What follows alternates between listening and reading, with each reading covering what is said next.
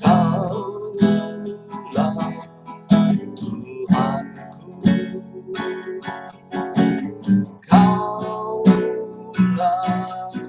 Rajaku, Kau yang termulia di bumi dan di surga. Kaulah Tuhanku, Kaulah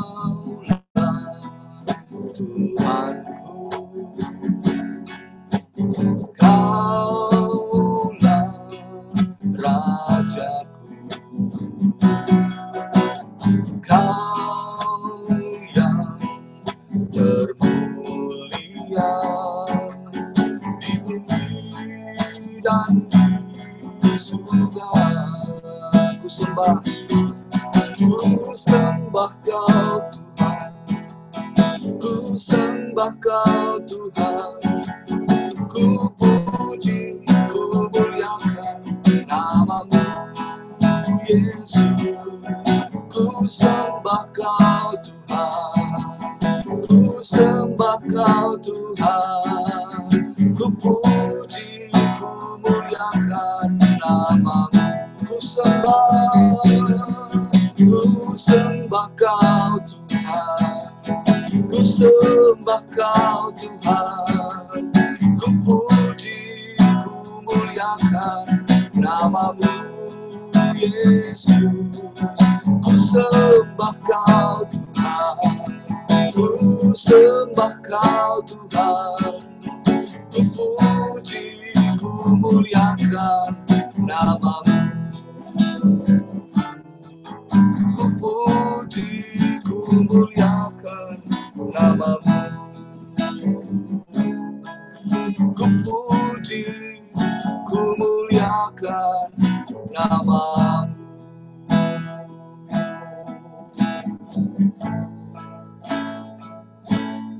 Na na na na na la la la la la da da da da ya da la la la. Oh, we adore you, we worship you, we surrender all to you, God Almighty. Oh, terima kasih Yesus, terima kasih.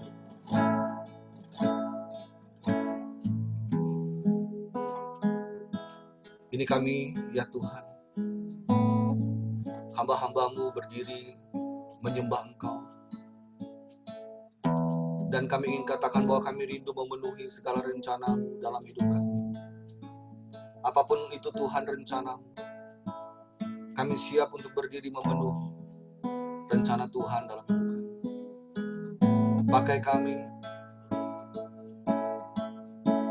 Pakai kami Tuhan Yesus.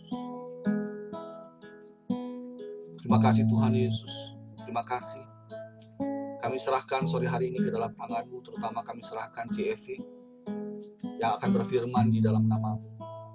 Tuhan berkati dia, pakai lidah bibirnya hikmat dan bijaksana. Tuhan berikan kepadanya, supaya bukan hikmat manusia yang disampaikan, tetapi apa yang Tuhan ingin katakan bagi kami semua itu yang disampaikan bagi kami sore hari ini. Tuntun kami ya Tuhan, dan berikan kami kelembutan hati, supaya kami bisa mendengar suara-Mu. Hancurkan segala keangkuhan kami ya Tuhan, dan biar kami bisa mendengar daripada-Mu, dan kami diberkati pada sore hari ini. Terima kasih Tuhan Yesus, kami serahkan syukur kami sore hari ini, dan kami serahkan segala penyembahan kami, hormat kami, hanya di dalam nama Yesus Tuhan, Allah kami yang hidup dan berkuasa kini dan sepanjang segala masa. Amin, amin, amin. Sebapa dan Putra dan Roh Kudus. Amin.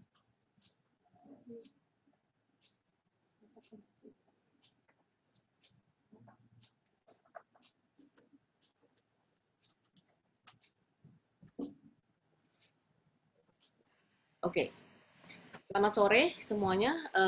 Kembali sore hari ini kita akan memulai lagi pertemuan kita ini. Pada sore hari ini kita akan mendengarkan tentang sedikit pengajaran tentang kitab Ayub. Mungkin saya akan buat pengajaran ini di dalam 2 seri mungkin karena terlalu panjang. Jadi ini adalah seri pertamanya. Kita akan mulai, saya akan memberikan sedikit gambaran tentang, sebelum kita mulai dengan kitab Ayub, saya akan memberikan sedikit pengertian atau latar belakang tentang kitab kebijaksanaan, karena Ayub termasuk dalam salah satu kitab kebijaksanaan. Apa sih sebenarnya hikmat itu? Apa itu sebenarnya hikmat? Hikmat itu adalah, kelihatan nggak?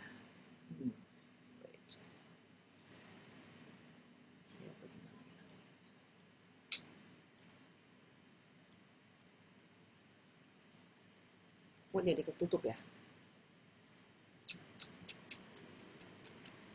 Oke. Hikmat adalah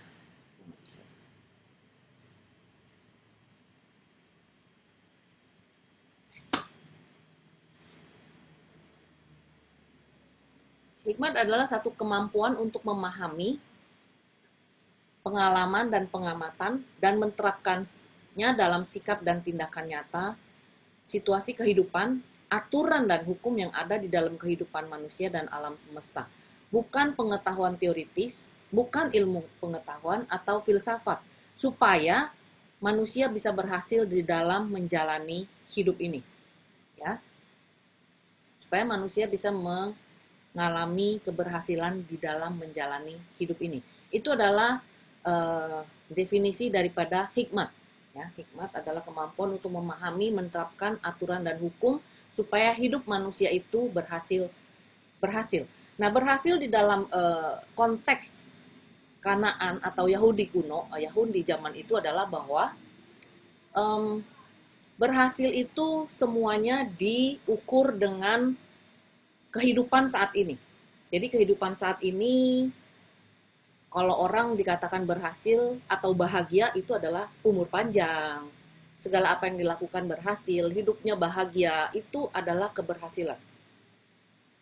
Sedangkan kalau tidak berhasil adalah dia menderita, dia mengalami pencobaan, sakit, penyakit, itu adalah penderitaan. Zaman Yahudi zaman itu. Jadi keberhasilan didefinisikan oleh orang Yahudi zaman itu adalah bahwa keberhasilan itu adalah kenikmatan hidup atau kebahagiaan hidup di dunia ini. Mereka zaman itu masih belum mengenal apa yang disebut dengan teologi kebangkitan badan atau kehidupan kekal. Jadi mereka belum mengenal ada kehidupan kekal sesudah kematian manusia di dunia ini. Jadi semuanya adalah dialami di dunia ini secara nyata. Nah, nanti kitab Ayub kita akan melihat satu teologi yang disebut dengan teologi pembalasan di bumi. Ya. Lalu perkembangan hikmat itu tidak dengan sendirinya ada di orang-orang Yahudi, tapi dia berkembang dari negara timur kuno, Mesir, Mesopotamia atau Asyur. Jadi mereka sudah punya waktu itu kebijaksanaan. Jadi orang-orang Yunani mereka punya kitab-kitab kebijaksanaan. Lalu ini latar belakang dari kitab kebijaksanaan di orang Yahudi. Pada saat terjadi perang, orang Yunani atau orang Mesir atau orang Mesopotamia, orang Asyur, mereka kalau menguasai Yahudi atau Israel, mereka nggak cuma menguasai secara politik daerahnya aja, tapi seluruh adat istiadat dari negara dia. Misalnya orang Yunani menguasai orang Mesir, menguasai Yahudi, orang Israel, maka seluruh adat istiadat, seluruh tata cara dan sastra segala macam itu dibawa kepada negara itu. Jadi banyak orang Israel karena ditaklukkan oleh negara-negara lain, Mesir, Mesopotamia dan Asyur, makanya kebudayaan orang-orang Israel kuno itu banyak dipengaruhi oleh budaya dari negara-negara tersebut, ya. Makanya nanti kitab Ayub itu juga akan dipengaruhi oleh kebudayaan daripada salah satu negara itu.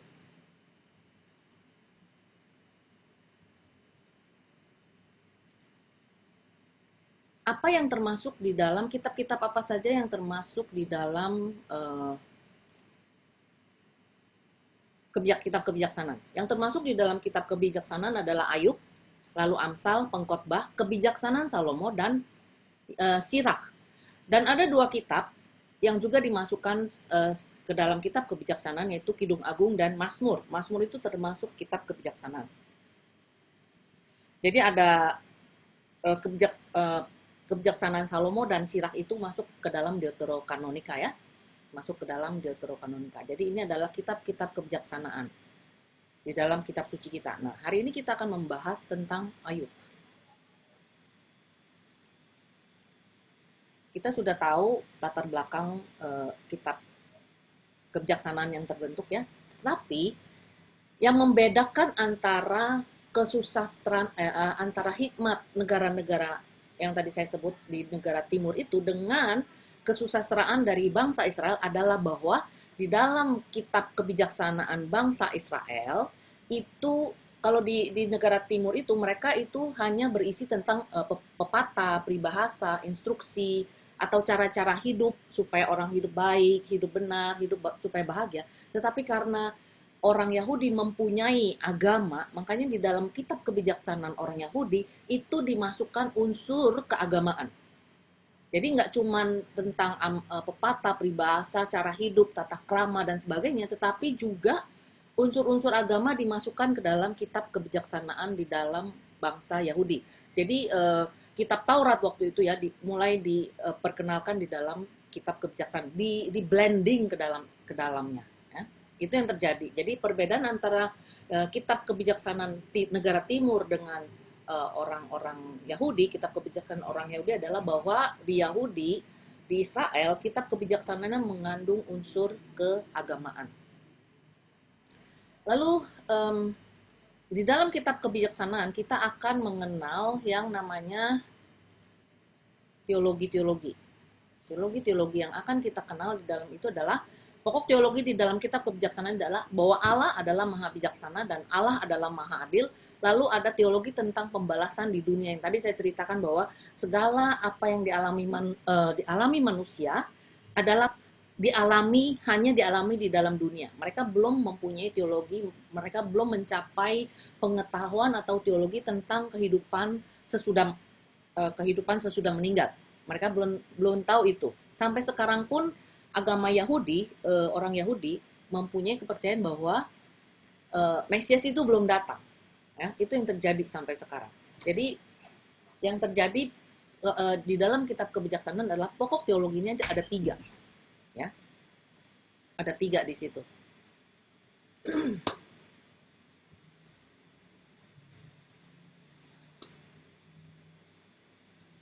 Lalu kita akan masuk ke dalam kitab Ayub ya. Latar belakangnya adalah manusia dihadapkan kepada Allah dan seluruh ciptaannya. Manusia hanya satu dari sekian banyak ciptaan Allah dan di hadapannya manusia bukan apa-apa dan tidak sanggup memahami hikmatnya. Bahkan untuk memahami salah satu binatang ciptaannya pun manusia nggak sanggup. Jadi di dalam kitab Ayub kita akan melihat bahwa manusia itu nggak ada artinya, kecil di hadapan Tuhan. Bahwa untuk memahami ciptaan Tuhan, bahkan seekor binatang pun manusia nggak sanggup.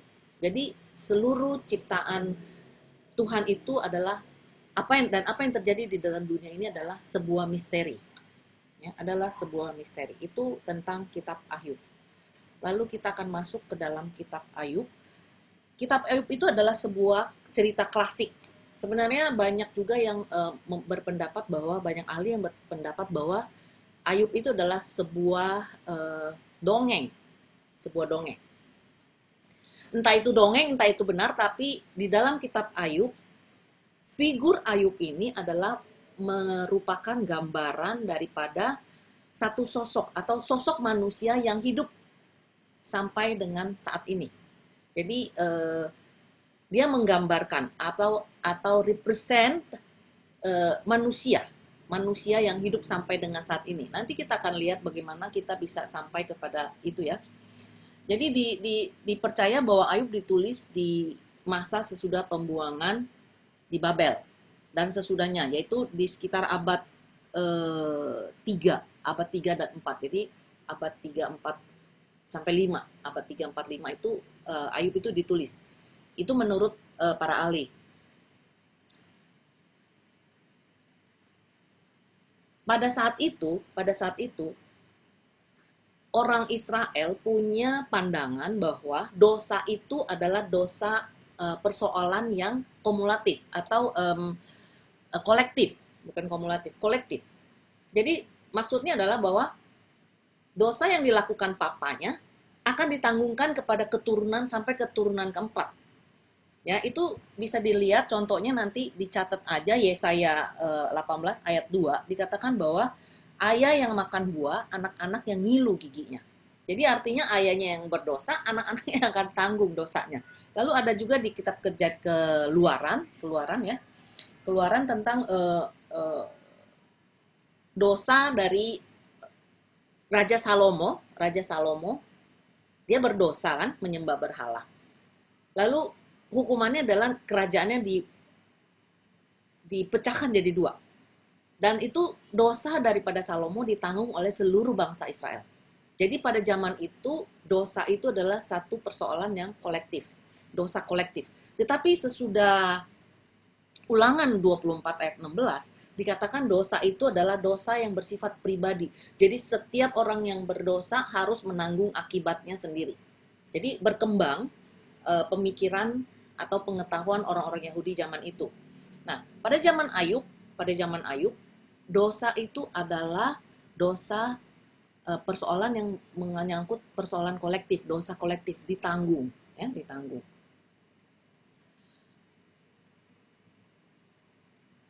Pertanyaannya, kalau misalnya itu tadi saya sudah jawab ya, pertanyaan kalau misalnya Ayub adalah cerita fiktif, apakah Ayub itu benar-benar hidup? Nah, yang saya katakan tadi bahwa Ayub itu benar-benar hidup karena dia adalah representasi dari sosok manusia yang hidup sampai saat ini. Kita akan melihat bagaimana Ayub bergumul di dalam penderitaannya sampai dia dipulihkan, ya, sampai dia dipulihkan. Jadi itu sama dengan juga kehidupan kita saat ini, kehidupan saya yang saya alami di dalam pergumulan saya, di dalam sakit penyakit saya juga mengalami hal seperti Ayub. Ya, kita akan lihat nanti. Di dalam kita langsung masuk aja ke dalam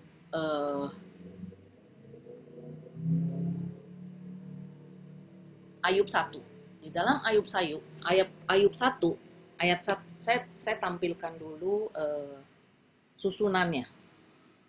Saya tampilkan dulu susunan daripada kitab Ayub. Ini ya. Kitab Ayub itu susunan kitab Ayub itu adalah seperti ini. Boleh di screenshot atau nanti bisa dilihat di YouTube ya. Bahwa ada prolog ya dari bab 1 ayat 1 sampai 5 itu prolog tentang siapa Ayub. Lalu selanjutnya tokoh lain di dalam prolog itu ada juga yang timbul lagi satu tokoh lain yang disebut setan. Ya, disebut setan di dalam persidangan yang sedang dilakukan Allah. Tetapi setan di dalam zaman itu bukan setan iblis atau setan yang menjadi musuh Allah. Tapi setan waktu itu adalah sosok yang menjadi pekerja atau orang yang bekerja untuk Tuhan. Nanti kita lihat ya di ayat Ayub 1 ayat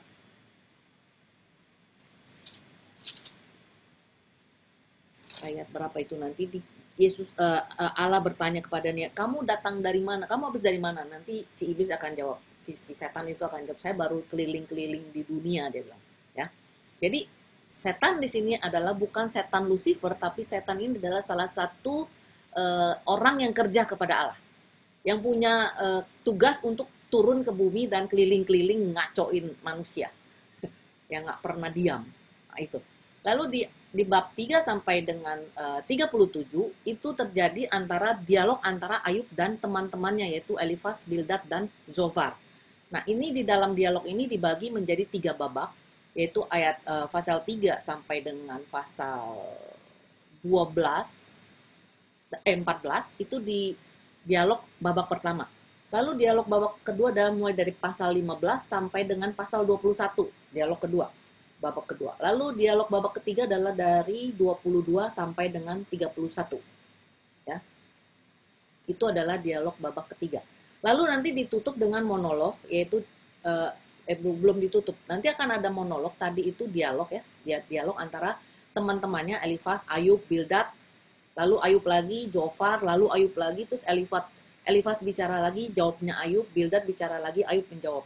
Itu dialog. Lalu di sini 29 sampai 41 akan terjadi monolog antara diri Ayub sendiri. Apa yang dialami di dalam pergumulannya, di dalam sakit penyakitnya, di dalam penderitaannya. Lalu akan muncul satu tokoh yang namanya Elihu memberikan hikmat atau bab-bab di mana dia mengajarkan tentang hikmat. Lalu di dalam bab 38 sampai 41 Allah baru berbicara. Jadi dari begitu banyak bab, Allah hanya berbicara pada bab 38 sampai 41. Ya. Nah, ini adalah kata-kata bijaknya Elihu di pasal 31, pasal 34, 35, 36, dan 37. Lalu di sini adalah pasal 38 sampai 42 ayat 6, itu adalah dialog antara Allah dan Ayub. Di situ ada Allah memberikan 2 tantangan kepada Ayub dan ada 2 tanggapan Ayub tentang tantangan dari Allah itu, dan akhirnya akan ditutup dengan satu epilog di mana kesimpulan dan Ayub dipulihkan. Itu adalah susunan daripada kitab Ayub. Itu susunan daripada kitab Ayub. Nah, yang paling penting, yang saya suka daripada kitab Ayub ini adalah bahwa dia itu adalah tokoh yang sangat tekun, perseverance.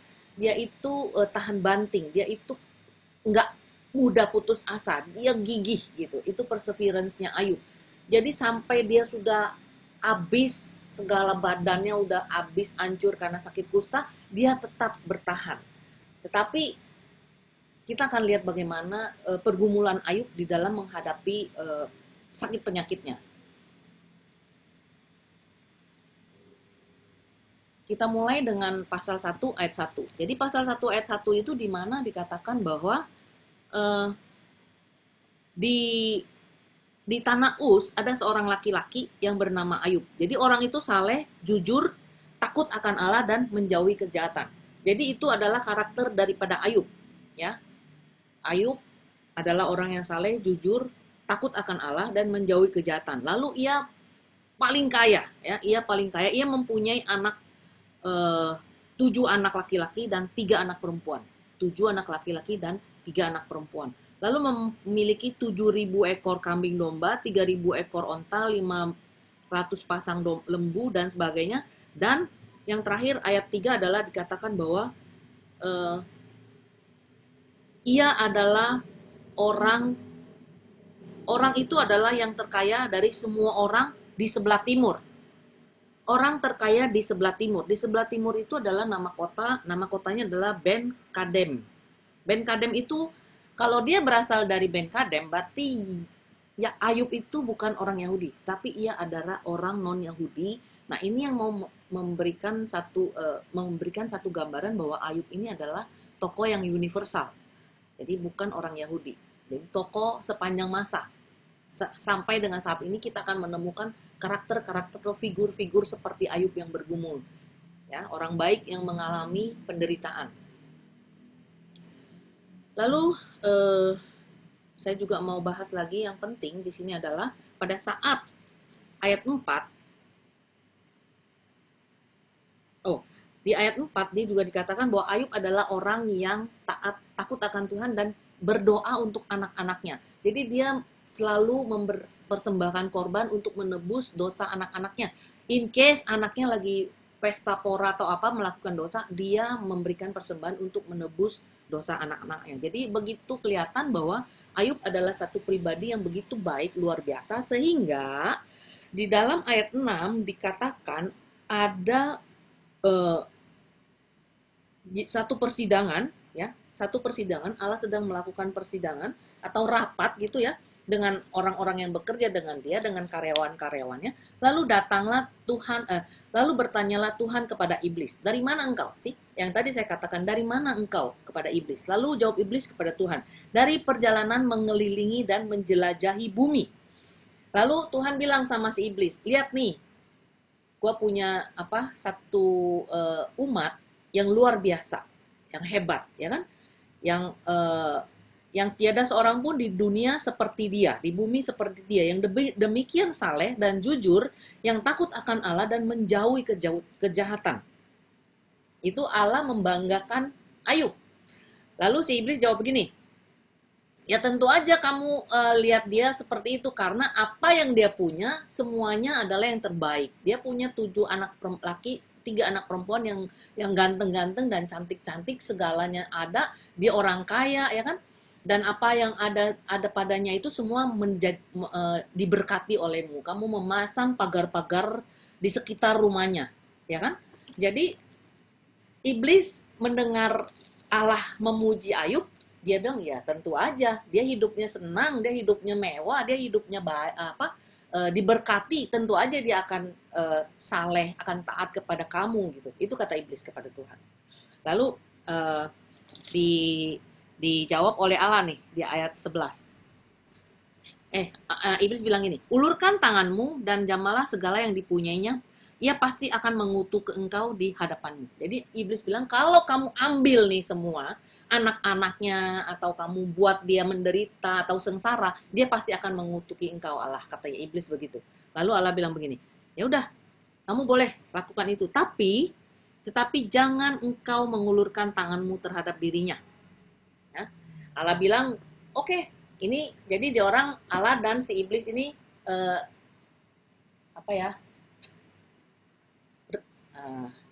taruhan. Jadi Allah dan iblis taruhan. Allah bilang, ini Ayub nih, hebat nih, orang hebat, taat sama saya. Terus kata iblis, ya tentu aja dia hidupnya enak, ya kan, bahagia. Tentu aja dia akan taat kepada kamu. Coba kalau kamu bikin dia susah, pasti dia akan mengutuki kamu. Kata Allah bilang, oke, kamu boleh cobain dia, tetapi nggak boleh mengulurkan tanganmu terhadap dirinya. Artinya nggak boleh dibunuh nih si Ayub. Ya, Ayub nggak boleh dibunuh, cuma boleh dicobai. Dibikin sengsara boleh, tapi jangan dibunuh. Ya, mereka Allah dan si iblis taruhan. Lalu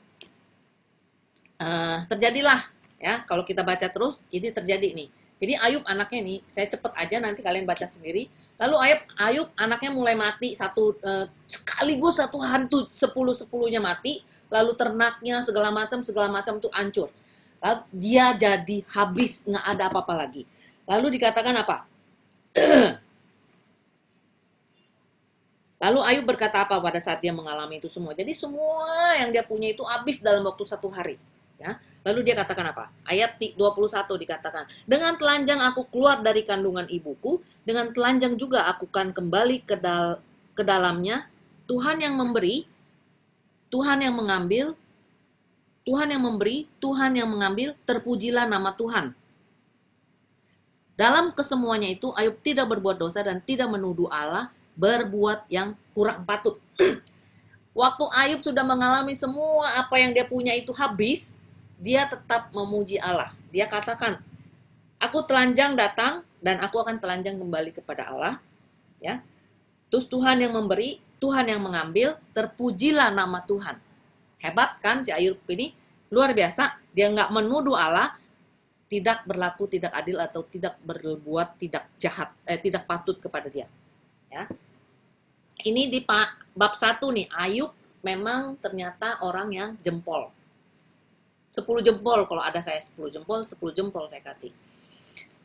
Ayat ini juga yang membuat saya waktu itu, waktu sakit saya baca ini, saya juga waktu itu berpikir, kenapa ini ayat ada di paling depan sebelum dia mengalami yang lain. Aku datang telanjang, aku akan kembali telanjang, Tuhan yang memberi, Tuhan yang mengambil, terpujilah Tuhan. Ya, itu ayatnya. Lalu di bab 2 dikatakan apa? Tuhan bilang lagi sama iblis, Ayub hebat kan? Walaupun dia sudah menderita, sudah nggak ada lagi apa-apa, dia tetap memuji aku. Terus kata iblis begini, kulit ganti kulit, orang akan memberikan segala yang dipunyai ganti nyawanya, tetapi ulurkanlah tanganmu dan jamalah tulang dan dagingnya, ia pasti akan mengutuki engkau di hadapanmu. Jadi iblis bilang, ya sekarang itu cuman semua yang hilang itu semua yang ada di luar badannya. Coba kalau dia yang sendiri yang mengalami penderitaan di dalam badannya sendiri, dia pasti akan mengutuki engkau, kata si iblis. Lalu Allah bilang, fine, boleh. Mereka bertaruh lagi yang kedua kali. Sekarang adalah taruhannya adalah badan si Ayub. Karena dia sudah nggak punya harta milik, nggak punya lagi anak, nggak punya lagi apa-apa. Yang dia punya hanya badannya sendiri. Lalu disitulah iblis bilang, coba bikin dia sakit, bikin dia sengsara dengan badannya, dia akan mengutuki engkau. Lalu kata Allah bilang, go ahead, silakan. Dan iblis pergi melakukan apa yang harus dilakukan. Dan ceritanya Ayub menderita sakit kusta, ya, sakit kusta sampai habis-habisan, sampai dia duduk di abu, atau dia ngambil beling untuk garuk-garuk badannya saking gatelnya itu kusta. Sebegitu menderitanya Ayub. Dan yang dikatakan oleh istri Ayub adalah di ayat 9, ya. Masih bertekunkah engkau dalam kesalehanmu? Kutukilah Allahmu dan matilah. Istri Ayub berkata, kamu mau berapa lama lagi nunggu Allah kamu, ya kan? Mendingan kamu mendingan kamu kutuki Allahmu dan udah sana mati gitu loh, daripada kamu menderita seperti ini. Ini waktu membaca ini, aku berpikir, oh ternyata istrinya Ayub ini orang yang nggak punya iman, sehingga dia nggak mendukung Ayub untuk bertahan. Lalu dia katakan, kutuki Allahmu dan lalu mati aja. Ngapain lu menderita sengsara di dunia? Toh Allah kamu tuh nggak ada, nggak menjawab kamu, nggak menjawab doamu gitu kan. Ternyata saya mendengar satu pengajaran dari satu orang. Dia berkata bahwa di dalam satu kitab apokrif dikatakan bahwa istri Ayub ternyata bukan istri yang tidak punya Tuhan atau tidak punya rasa kasihan, tetapi dia adalah seorang istri yang benar-benar sudah ikut dengan Ayub merasakan penderitaan dan ikut menanggung penderitaan Ayub. Di situ dikatakan di dalam kitab itu dikatakan bahwa istrinya itu mengatakan hal itu setelah sekian lama. Setelah sekian lama dia baru katakan hal ini kepada Ayub. Nah, di dalam cerita itu dikatakan bahwa istri Ayub ini setelah semua harta Ayub nggak ada, dia menderita, lalu dia sakit, tidak ada lagi yang mencari nafkah. Lalu istri Ayub ini yang bekerja untuk mencari nafkah dan memberi makan kepada Ayub. Lalu juga dia pada saat seorang ibu mengalami kematian 10 anaknya di dalam satu hari, lalu ada rumah tempat mereka melakukan pesta itu tertimbun semua. Lalu dia sebagai ibu dia bilang sama Ayub, biarkan aku pergi mencari mayat-mayat anakku. Berarti dia tetap adalah seorang ibu yang penuh kasih. Dan dalam cerita itu juga dikatakan bahwa iblis yang ditugaskan oleh Allah itu datang kepada istri Ayub ini pada saat Ayub mau membeli roti. Nah, si iblis ini yang menjual roti. Lalu si iblis bilang, kamu punya duit nggak untuk bayar roti ini? Kata si istri Ayub, nggak punya. Bagaimana kalau kamu potong rambut kamu untuk bayar roti ini? Jadi istri Ayub itu mau beli roti untuk Ayub makan. Dia yang mencari nafkah dan tidak cukup uang. Lalu iblis bilang, gunting rambut kamu untuk membayar roti ini. Kalau kamu gunting rambut itu akan saya kasih rotinya. Lalu istrinya melakukan hal itu. Dia gunting rambutnya untuk mendapatkan roti supaya Ayub bisa makan. Saya sudah pernah katakan rambut pada zaman itu adalah mahkota. Mungkin sampai saat ini juga adalah mahkota seorang wanita. Tapi dia mau melakukan itu, dia gunting rambutnya dan untuk mendapatkan roti itu. Itu istri Ayub. Nah, walaupun dia sudah dikatakan oleh Ayub sudah diberikan satu kata yang luar biasa keras, apa jawaban Ayub? Di ayat 10 dikatakan, engkau berbicara seperti perempuan gila. Apakah kita hanya mau menerima yang baik dari Allah, tetapi tidak mau menerima yang buruk? Pada pertaruhan kedua ini, Ayub tetap menang. Jadi dia tidak mengutuki Allah. Walaupun dia menderita kusta yang luar biasa, dia sampai harus pakai beling untuk garuk-garuk badannya, dan dia harus duduk di atas debu, pakai debu untuk gosok-gosok badannya, dia tetap tidak mengutuki Allah. Ya. Jadi di dalam dua perikop ini kita lihat bahwa Ayub tetap setia, Ayub tetap tekun, percaya bahwa Allah tidak melakukan yang tidak patut. Ya. Dia malahan ngomelin istrinya, kamu perempuan gila, ya. Apakah kamu cuma mau menerima yang baik aja dari Allah dan tidak mau menerima yang buruk? Ya, dua pertaruhan ini tetap dimenangkan oleh Ayub dengan kata-katanya yang luar biasa. Ini yang memberi inspirasi saya untuk tetap bertahan pada saat saya sakit. Apakah saya hanya mau menerima yang baik aja, tidak mau menerima yang tidak baik dari Allah? Ya. Nah, kita akan lihat, lalu datang nih, mulai datang teman-temannya tiga. Ya. Kita mulai dengan dialog-dialog antara temannya, yaitu siapa itu? Yosafat, ya. Bukan Yosafat. Temannya itu adalah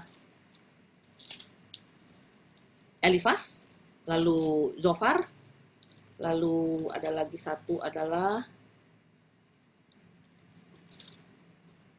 Bildad. Ya, itu tiga teman Ayub yang datang kepada dia saat dia menderita sakit. Lalu apa yang dikatakan? Pada saat mereka datang, mereka datang untuk mengucapkan belasungkawa kepadanya. Ya. Tapi 7 hari 7 malam tidak seorang pun dari mereka mengucapkan sepatah kata kepadanya. Pasal 2 ayat 13. Jadi mereka datang kepada Ayub, tetapi selama 7 hari 7 malam mereka tidak mengatakan apapun kepada Ayub. Itu adalah satu adat istiadat di zaman itu, bahwa kalau ada orang yang mengalami kematian, sebelum yang family atau keluarga daripada orang yang meninggal itu berbicara, tamu itu dilarang untuk bicara. Nah, itu yang dilakukan oleh ketiga temannya. Nah, di dalam pasal 3 dikatakan bahwa Ayub mulai mengutuki Allah. Di sini kita mulai melihat Ayub ternyata enggak seperti yang digambarkan di dalam bab 1 dan bab 2. Di dalam bab 3 dikatakan, di bab 3 itu judulnya keluh kesah Ayub. Jadi di situ bab 3 ayat 1 dikatakan, sesudah itu Ayub membuka mulutnya dan mengutuki hari kelahirannya. Apa artinya? Berarti di sini Ayub sudah mulai mengutuki Allah, karena kalau dia mengutuki kelahirannya berarti dia mengutuki yang memberikan dia kelahiran, yang melahirkan, yang memberikan dia hidup. Jadi dia mulai mengutuki Allah, ya. Dia mulai mengutuki Allah di bab 3. Kalau itu dibaca terus akan dilihat bahwa dia mulai berkeluh kesah, biarlah hilang lenyap dan sebagainya itu. Tapi di sini yang saya mau menekankan adalah bahwa di dalam bab 3 Ayub sudah mulai menggambarkan manusia secara umum. Pada saat menderita, manusia mengalami pencobaan, mereka mulai berkeluh kesah dan secara nggak sadar mereka mungkin sudah mulai mengutuki Allah. Ya, mungkin Ayub nggak sadar dia mengutuki Allah, tapi dia mengutuki kelahirannya. Berarti dia mengutuki Allah yang melahirkan, membiarkan dia lahir di dunia ini. Secara tidak langsung manusia sudah mulai mengutuki Allah pada saat mereka mengalami penderitaan. Ya.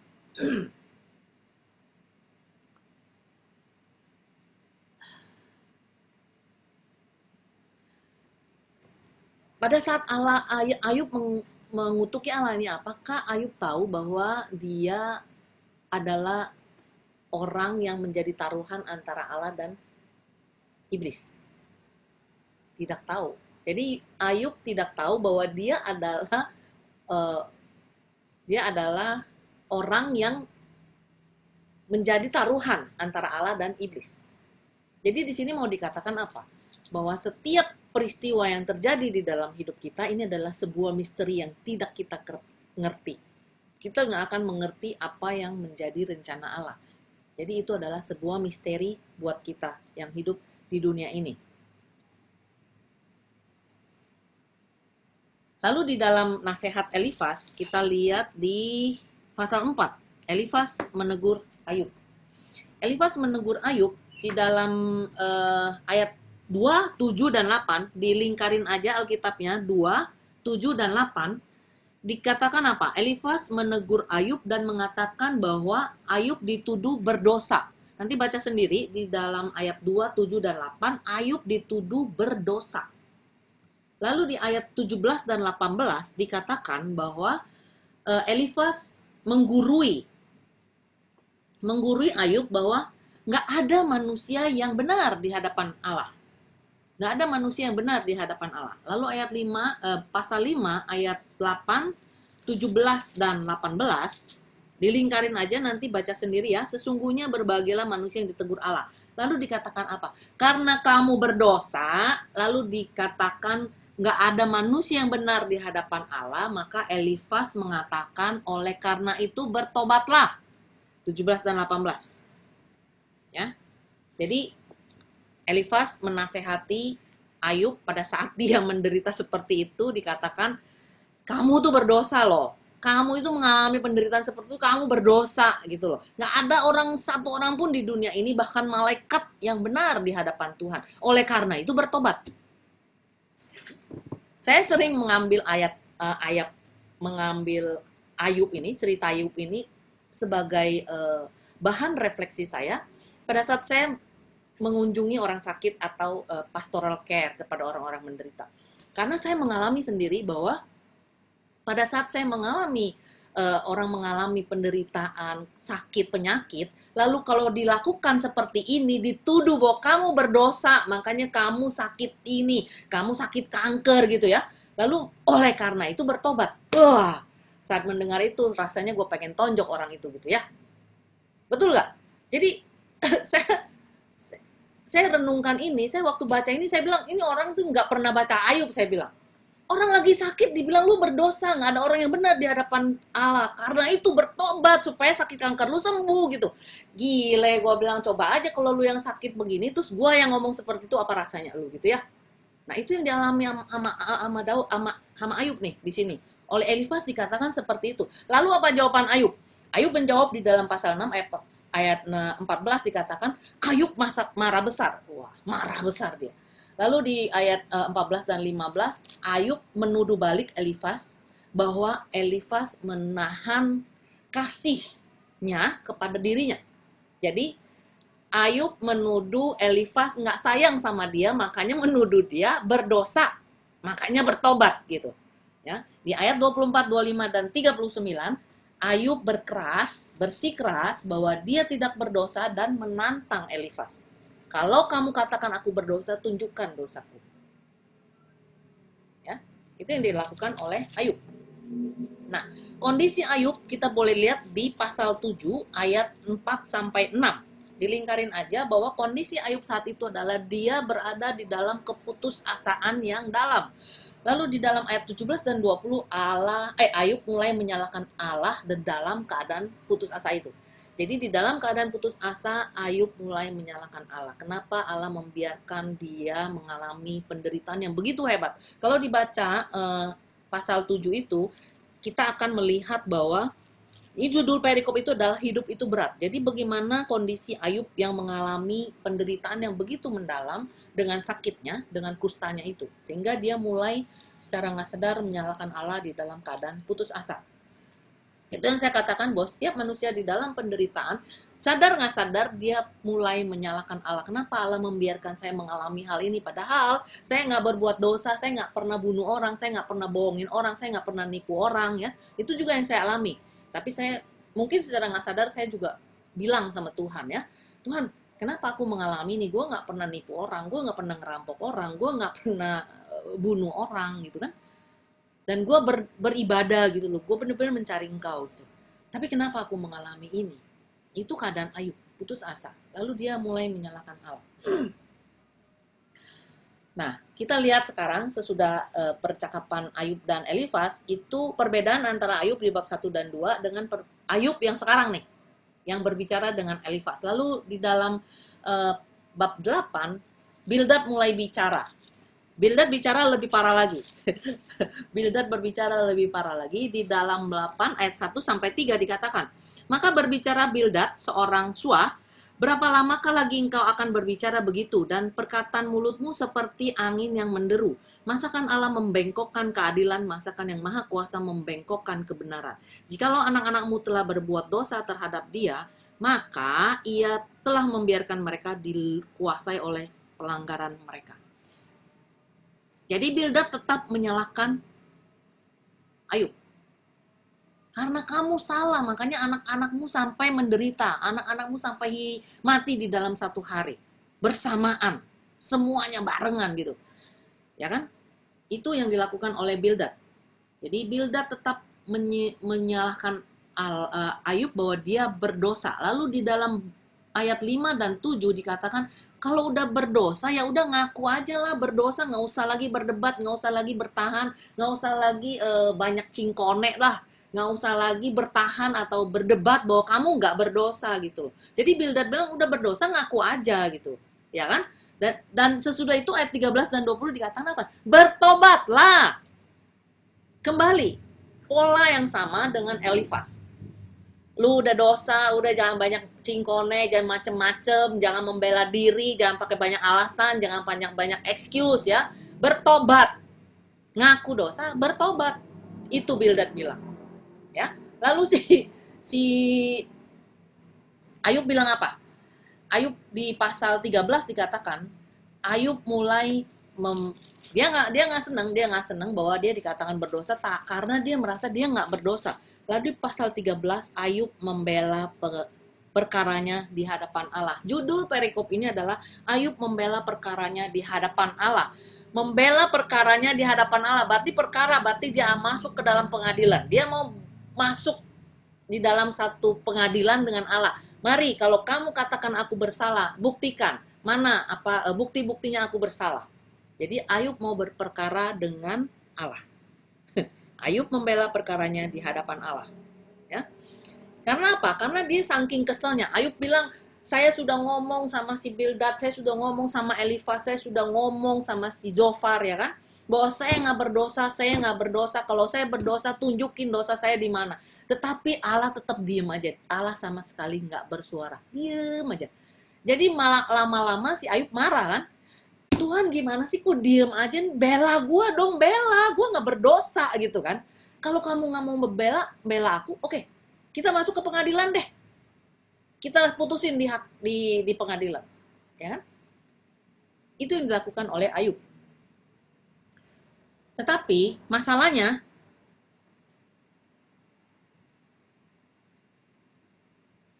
di sini di dalam bab 13 ini dikatakan bahwa masing-masing orang, baik itu Elifas, baik itu Bildad maupun itu Zofar, mereka punya pandangan sendiri. Mereka punya apa ya namanya? Mereka punya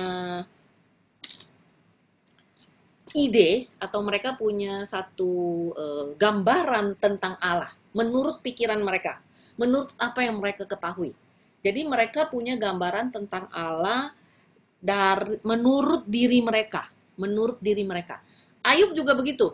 Ayub juga punya satu pandangan atau satu pemikiran siapa itu Allah menurut pikirannya sendiri. Sedangkan Allah itu nggak bisa kita mengerti dengan pikiran kita yang kecil ini. Allah itu terlalu besar, Allah itu terlalu luar biasa untuk dimengerti oleh pikiran manusia. Nah, di sini terjadi apa yang namanya kitab perbandingan tentang Allah. Jadi Allah dibandingkan dengan Allah yang sesungguhnya menurut Allah dan menurut manusia, menurut pemikiran manusia. Jadi saya berpikir bahwa Allah ini melakukan itu karena Allah nggak seneng sama saya, Allah sebel sama saya, Allah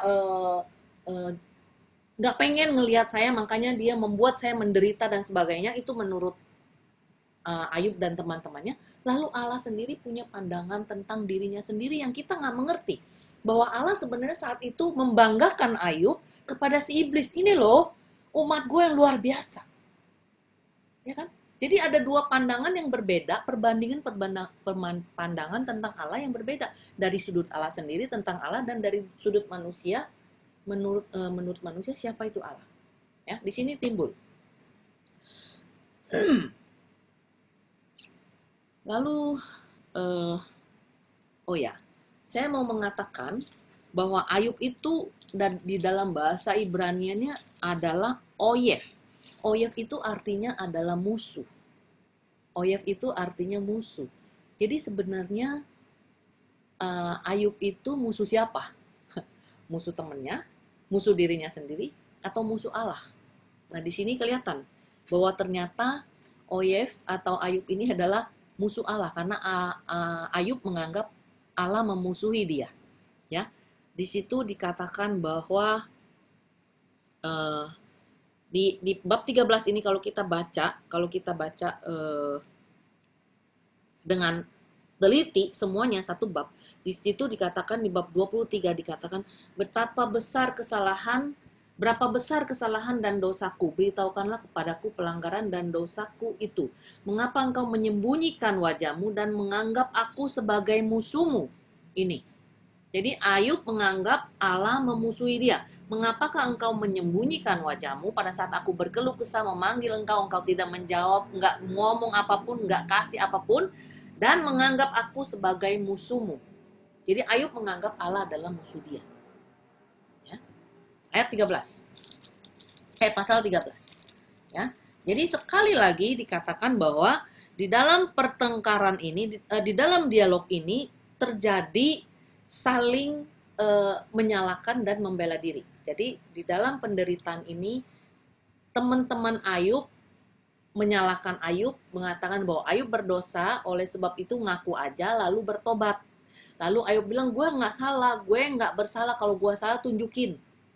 Jadi tetap bertahan di situ. Tidak terjadi titik temu, nggak ada yang benar, nggak ada yang merasa dibenarkan, dan nggak ada jalan keluar, nggak ada jawaban. Ini makin lama dibaca, makin banyak, makin ke belakang, itu pertengkarannya itu kata-katanya makin kasar. Jadi kalau nanti ada waktu di rumah dibaca aja pelan-pelan, dialog antara teman-teman Ayub dan Ayub itu makin kasar, makin lama makin kasar, sampai Ayub itu menyalahkan Allah dan menganggap Allah itu adalah musuhnya. Allah itu adalah musuhnya. Lalu di dalam, karena waktunya sudah lewat, saya akan bikin part 2. Sebelum saya bikin part 2, saya akan bertanya satu pertanyaan. Apakah di dalam penderitaan Ayub ini,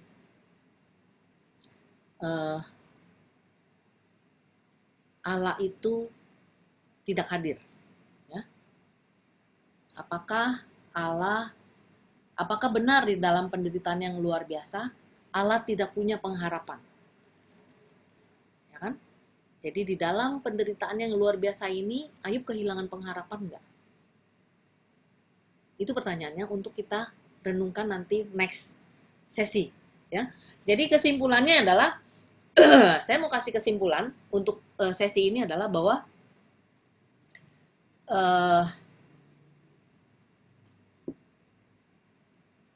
di dalam pergumulan Ayub ini, kita bisa belajar tentang pastoral care. Bagaimana pada saat kita mengunjungi orang sakit, apa yang harus kita lakukan. Jangan sampai kita seperti teman-temannya Ayub itu. Kalau saya katakan dia tuh bukan teman Ayub, dia itu malahan memojokkan dan membuat dia tambah stres. Ya, kalau saya punya orang teman seperti itu pada saat saya sakit, kalau dia datang, akan gue tutup pintu dan gue nggak terima dia. Ya kan? Itu bukan teman. Jadi itu bukan membangkitkan semangat, tapi membuat makin drop. Ya, itu pastoral care yang harus kita perhatikan. Dari sini kita bisa belajar.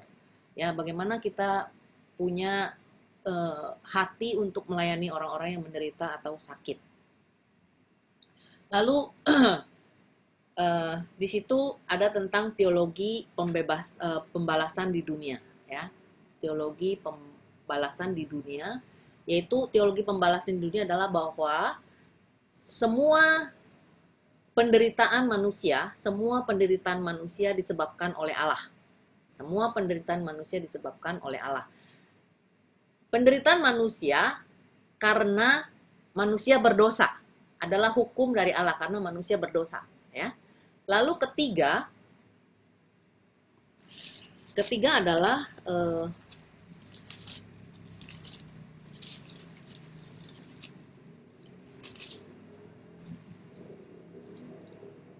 apa ya, satu lagi. Yang ketiga adalah bahwa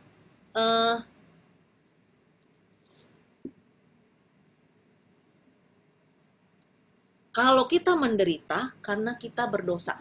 Kalau kita menderita karena kita berdosa. Jadi 3 hal.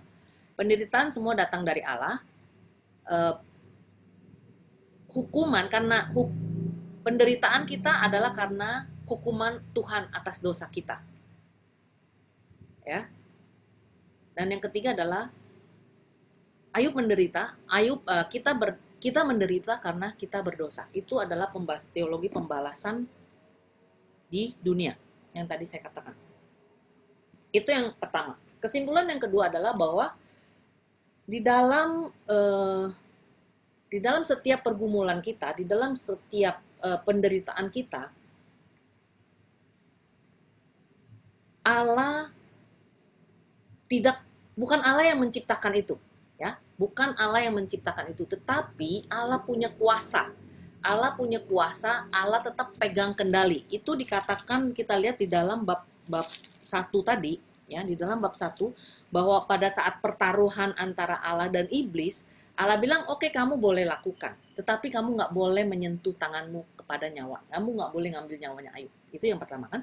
Jadi, Ayub mengalami itu semua karena Allah mengizinkan. Tetapi bukan Allah yang menjadi penyebab.